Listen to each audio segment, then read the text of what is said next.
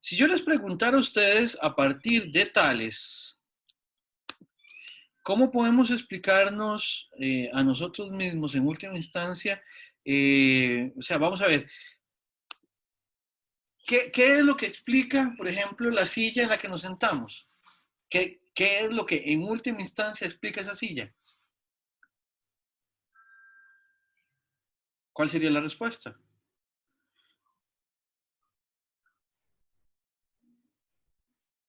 Y ahí, porque se siente. Pero qué es lo que hace que esa silla se sienta? En última instancia, ¿a qué Nuestra remite esa silla? creencia, ¿Perdón? nuestra creencia de que está No, ahí. no, no, Porque se porque ve. no, porque no, no porque uno no la vea, deja de estar ahí. Imagínense como que ustedes se levantan a medianoche, bien oscuro, y ustedes no se acuerdan a dónde la habían dejado, y simplemente no se acuerdan, por lo tanto tampoco es una cosa que estuvieran creyendo en ese momento que estaba ahí, y no la están viendo tampoco, pero pueden tropezarse con ella y hacer un bullón y todo el escándalo, ¿no? ¿Qué, en última instancia, qué es lo que explica las cosas? ¿Qué es lo que nos explica a nosotros? ¿Qué es lo que explica el mundo? En última instancia. Bueno, yo siento que en el caso de la silla es porque ocupa un espacio en el entorno. Ajá. Sí, ahora, el punto es, o mejor dicho, de repente es que la pregunta yo la estoy pensando como muy direccionadamente. Sí, todo lo que están diciendo. Nosotros, ahora, yo les podría preguntar, ¿por qué podemos ver la silla? ¿Por qué podemos, en todo caso, tener una creencia de que hay una silla? ¿Por qué podemos considerar que la silla está ahí ocupando un espacio en el entorno? En última instancia, es porque hay un principio que lo hace posible. ¿Cuál era ese principio? En Tales. El agua. Efectivamente. Entonces uno, es así, o sea, cuando uno le preguntaba a Tales de dónde vienen las cosas, Tales lo que dice es del agua. O sea, ¿cómo me explico yo del agua? A partir del agua. Tiene que explicarse como procesos del agua. Y qué sé yo, entonces uno puede decir, pero suave, ¿cómo podemos explicar que las piedras de granito, ¿ya? ¿Cómo se pueden explicar a partir del agua como principio?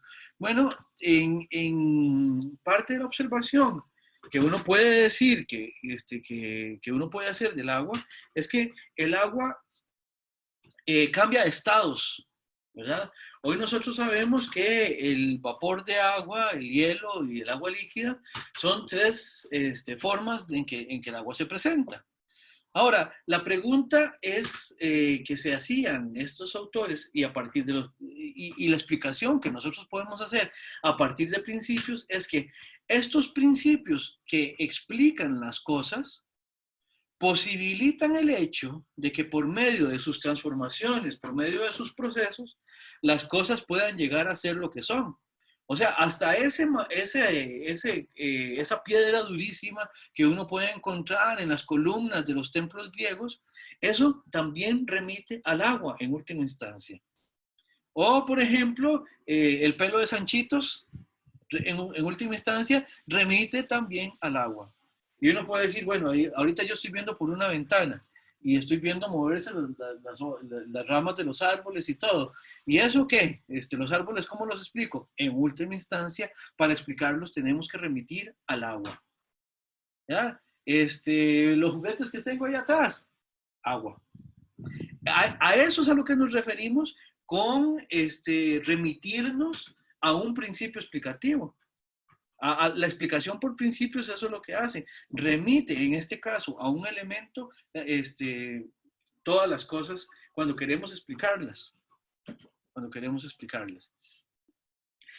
Esto es importante, entre otras cosas, porque da un paso fundamental en la explicación que hoy reconocemos como científica. Ya vimos que Benjamin Farrington reconocía el origen de la ciencia griega en estas preocupaciones y el mismo Carl Sagan lo mencionaba en el texto, en el video que acabábamos de ver.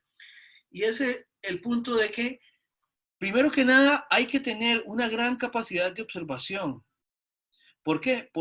Porque no porque uno se tope todos los días con las mismas cosas quiere decir que les está poniendo cuidado.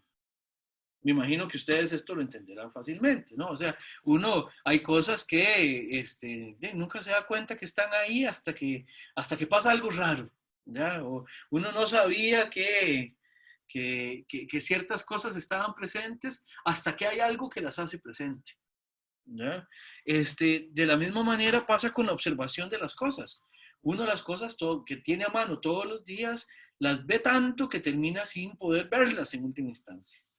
Y estos pensadores tienen esa facultad, esa cualidad que se ponen a observar las cosas y además empiezan a hacer preguntas que ya como que nadie se estaba haciendo. Y para eso empiezan a generar respuestas que no eran las habituales. Ya vimos que no eran las respuestas religiosas, pero ya para poder decir que todas las cosas remiten en última instancia a un principio como el agua, que es material, tenemos que dar además un paso más allá de la observación misma, y es el proceso de abstracción. ¿Por qué? Porque no es cierto que la intuición nos diga que efectivamente todas las cosas remitan al agua. Uno ve, por ejemplo, la madera apilada, digamos, en un aserradero y uno no está pensando en agua. Tales lo que intentó hacer fue buscar un principio que le permitiera a él, a partir de los procesos que tiene ese principio, a partir de las posibilidades, de las cualidades que tiene ese principio, que fuera eso lo que explicara cada una de las cosas con las que nos topamos en el mundo. Ese paso es fundamental para generar el tipo de conocimiento que inicia con estos pensadores. Eso es importantísimo. Es un gesto cultural fundamental para la explicación teórica de las cosas. Ahora, veamos qué es lo que propone Anaximandro. Anaximandro, que sabemos que fue discípulo de Tales, ¿verdad?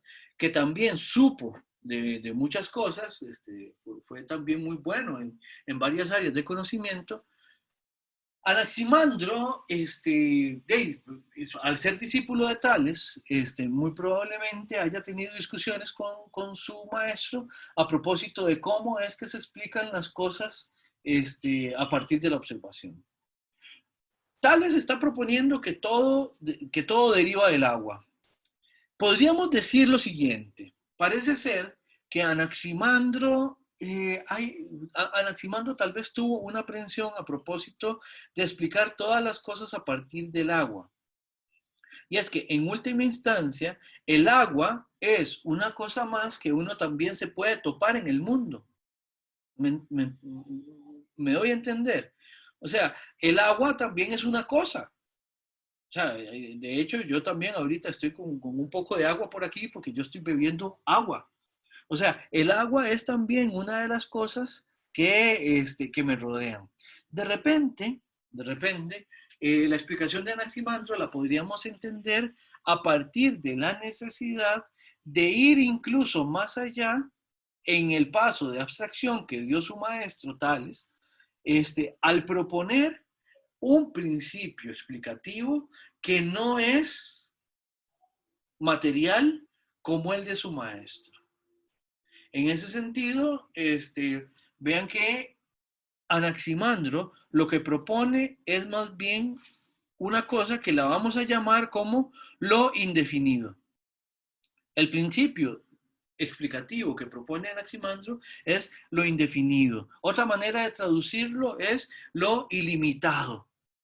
Lo ilimitado, lo que no tiene ningún tipo de determinación, lo que no tiene ningún tipo de limitación. Y para Anaximandro esto va a ser importante, vamos a ver por qué. El apeiron, el gesto explicativo en esta abstracción que está haciendo Anaximandro es importante por lo siguiente. Apeiron era una palabra que se utilizaba habitualmente en la lengua griega. Apeiron significa lo que no tiene límites, pero originalmente es lo que no tiene límites porque es inmenso, porque es demasiado masivo, ¿ya? Aquí les puse un ejemplo. El mar es algo que para los antiguos griegos era indefinidamente grande. Por eso del mar se diría que es apeire, o sea, que es sin límites, que no tiene límites. ¿Por qué? Porque no había manera, para un griego de la época de Anaximandro, no había manera de conocer hasta dónde llegaba. Recordemos que en aquel entonces el modelo que teníamos de la Tierra era muy distinto al que tenemos hoy. Pero el punto es, apeiron es una palabra habitual de la lengua griega, pero que Anaximandro tomó prestada, por así decirlo, de la lengua cotidiana, de la lengua habitual, y la convirtió en una categoría filosófica.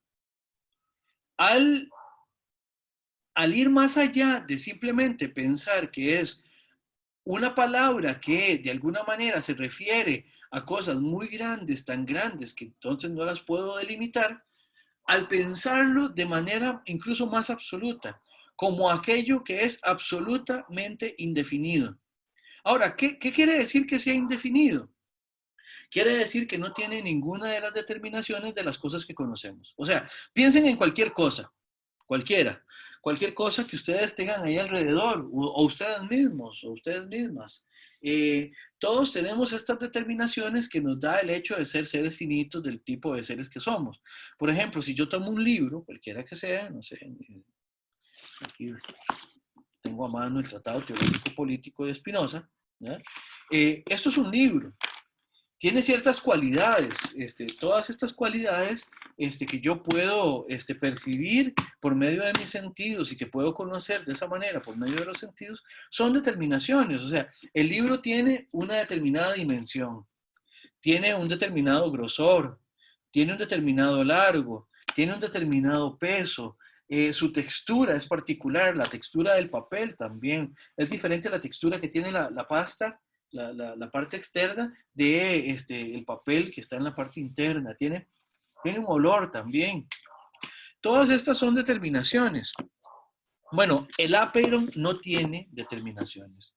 Es aquello que no tiene absolutamente ninguna determinación y por lo tanto, ¿verdad? Es absolutamente abstracto.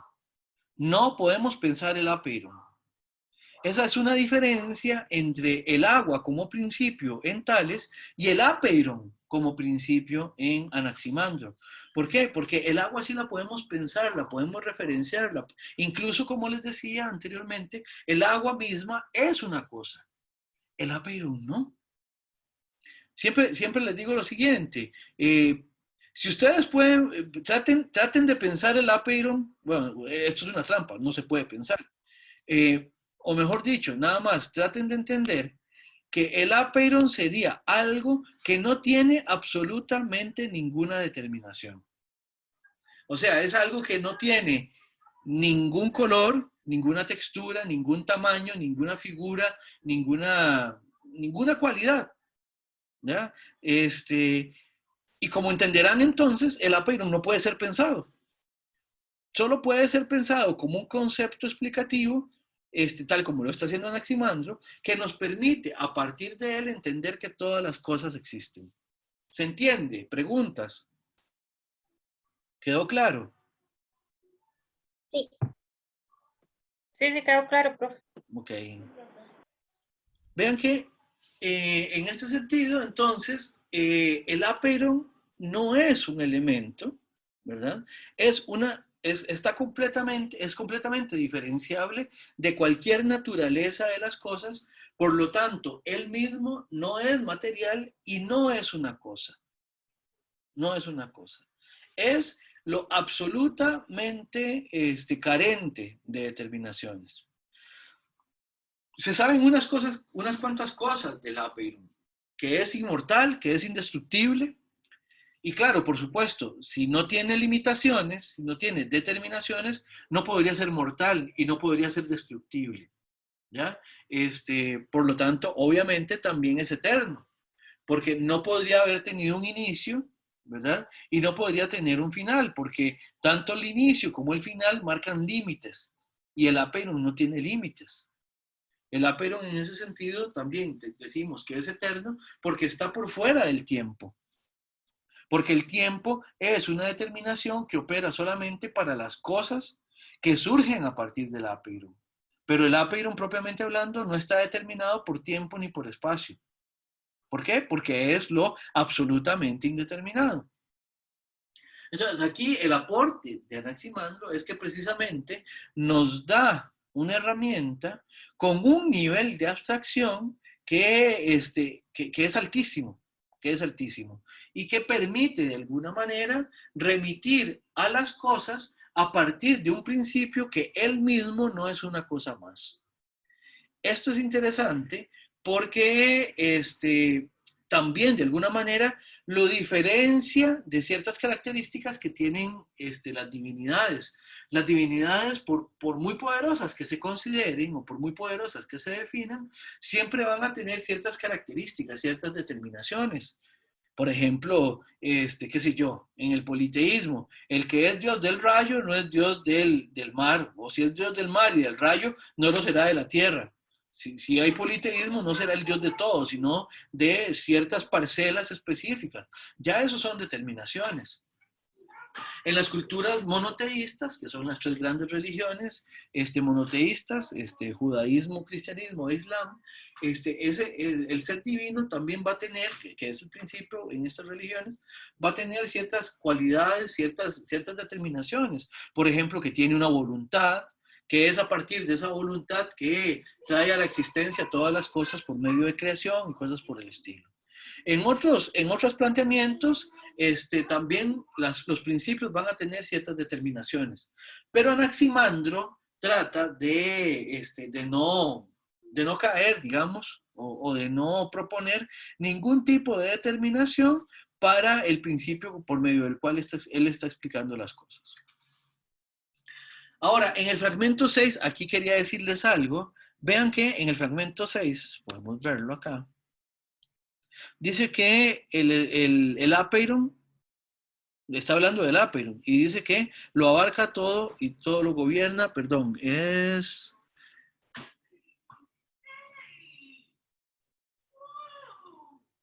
No, perdón, no es en el fragmento, sino en alguna de las noticias que el principio, el Apeiron, aparece en Anaximandro referido como divino.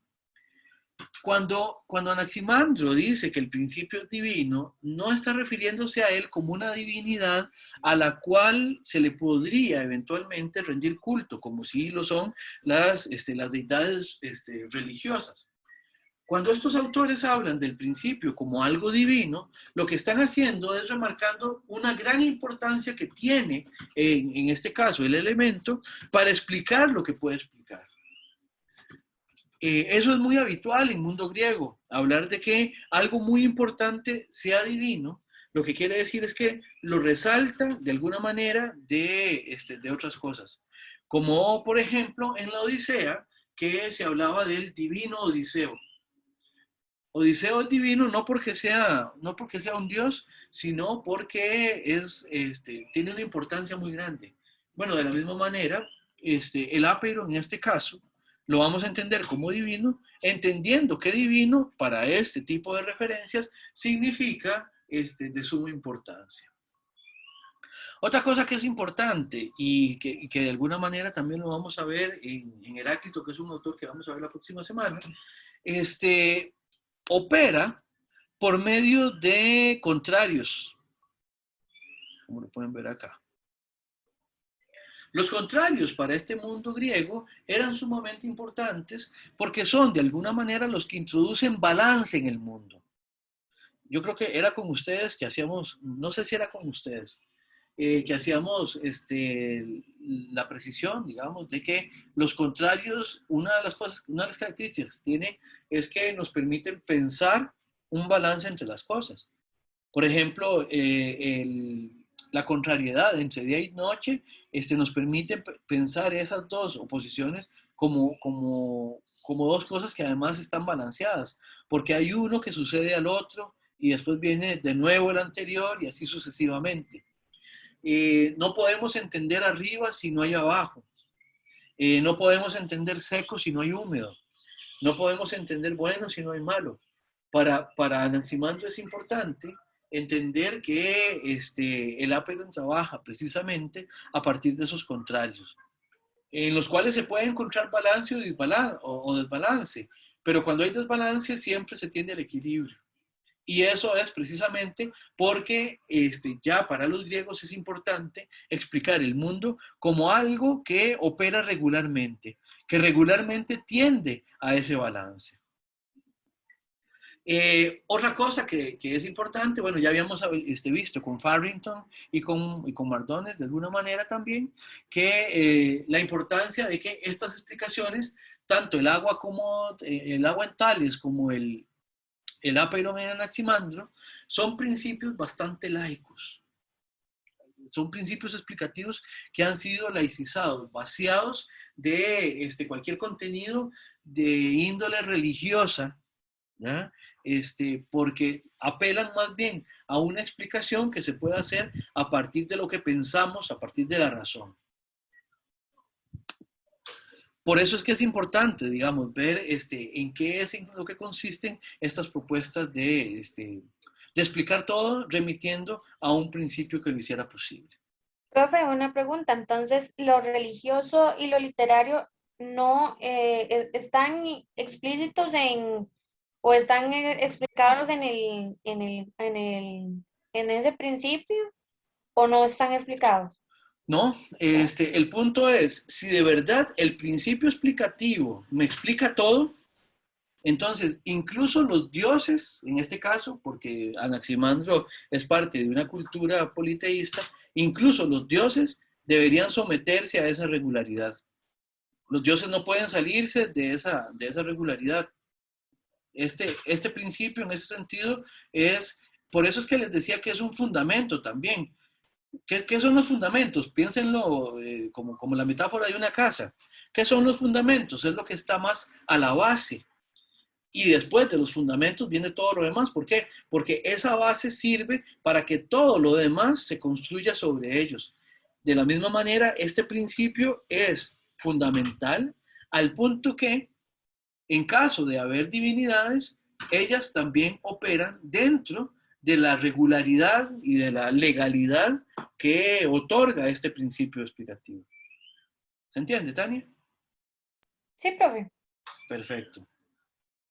Bueno, no sé si tendrán alguna pregunta sobre el Aperon en Anaximandro o sobre el agua en Tales.